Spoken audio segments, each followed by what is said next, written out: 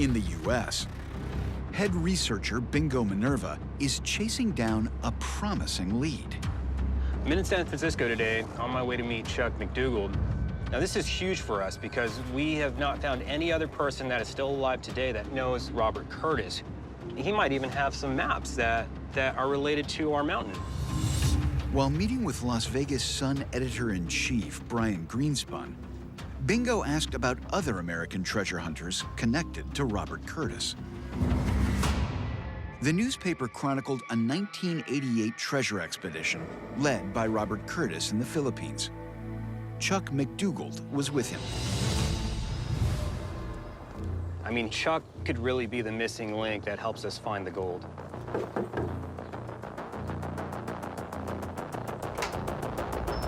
Good morning. Morning, sir. You must be Bingo. Chuck, pleasure to finally meet you. Same here. Please come in. Thank you, sir.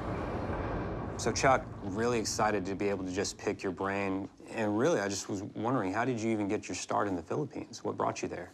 I moved there from Hong Kong in 1972. I wound up staying there 10 years and going to school and getting my PhD at University of the Philippines. While I was working on my doctoral dissertation, it was about corruption in the Philippines. This was during the Marcos era. Ferdinand Marcos ruled the Philippines from 1965 to 1986. He allegedly killed 1,000 of his own citizens and stole over $5 billion from the national treasury. But Marcos's reign of brutality reached a tipping point with the assassination of political rival Benigno Aquino in 1983.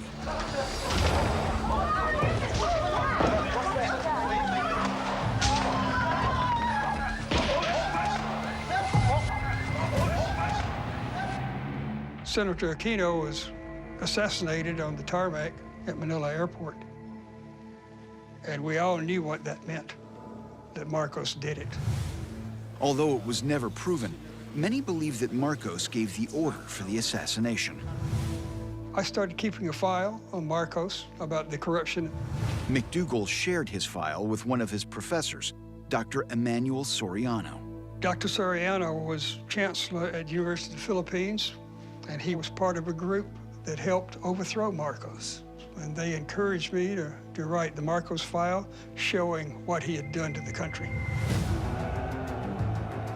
After he was ousted from power, Marcos was replaced by Benigno's wife, Corazon Aquino. While MacDougal was documenting evidence of Marcos's corruption, he came across the name of someone hired by the former leader to locate the Golden Lily treasure, Robert Curtis. And the next thing I know, I'm calling Curtis and going to Las Vegas to talk to him. Wow. Talked to him for 2 days, and Curtis said, all I want is to go back to the Philippines and resume looking for the treasure. Curtis kept claiming he had the maps. That sounded like it might be real, might be interesting. So for that reason alone, I said, let's just take a look at it. With Curtis's knowledge and MacDougal's connections, the two struck a deal to find the lost fortune. I flew back to the Philippines and saw Dr. Soriano, who had been appointed National Security Director. And I said, I think I've got some information for you here you might be interested in. He called the president, Aquino, and said, ma'am, we need to give Curtis the permit to hunt for the treasure, and they did. And we began searching for gold on Fort Santiago on February 8th, 1988. For over 4 centuries, Fort Santiago in the Philippines was a stronghold for Spanish, British, and American armies. The Japanese seized it in 1941 and possibly used it as a treasure site. According to Curtis's research, the labyrinth of tunnels and dungeons running under Fort Santiago hold portions of General Yamashita's fortune. We have photographs of maps. We have engineering drawings, other photographic evidence to determine the location, the exact location. Was there any point where you actually found any treasure? Yeah.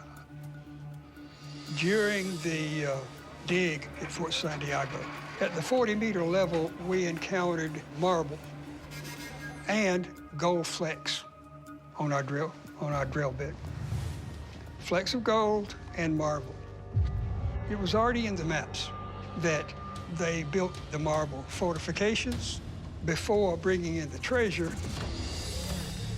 I mean, that's incredible. I mean, that in itself is huge. Not only are you getting marble and gold in the same spot, I mean, what more evidence do you need? Yep. Why'd you stop there? Because the president said that we had to leave the fort. All of a sudden, the head of the construction company comes to me and says, "Charlie, we've been ordered to shut down." That came out of the blue, shocked everybody. But we couldn't do anything but pack up and leave. Do you have any theories as to why Aquino would, again, seemingly out of nowhere, just stop you in your tracks from digging at Fort Santiago? Well, at the time, she was under enormous political pressure. We surmised that there were senators more powerful than we ever would be that went to President Aquino and said, "These people have to go." And after we were gone, they would go back in there and recover the treasure for themselves. I mean, if it's really the senators having enough power to shut the president down to stop you from your excavation, I mean, really, how far does it go? The closer you get to the treasure, the more careful you have to be. There are people that are going to secretly observe everything you do. And if and when they think you found a treasure, they might step in and either steal it from you or just kill you right then and there. I mean, that's very good indication that you're on the right path then. Yeah. Is there a possibility that you have any actual maps during the time you were searching for treasure in the Philippines?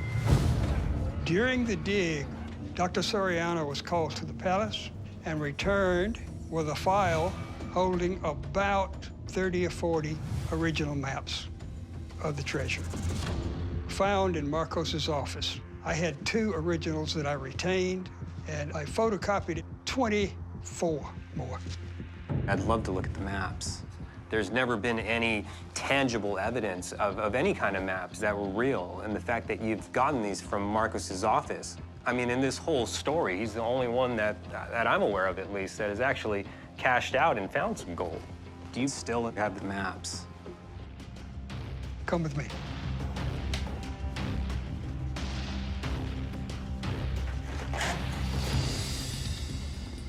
Well, this is everything I have.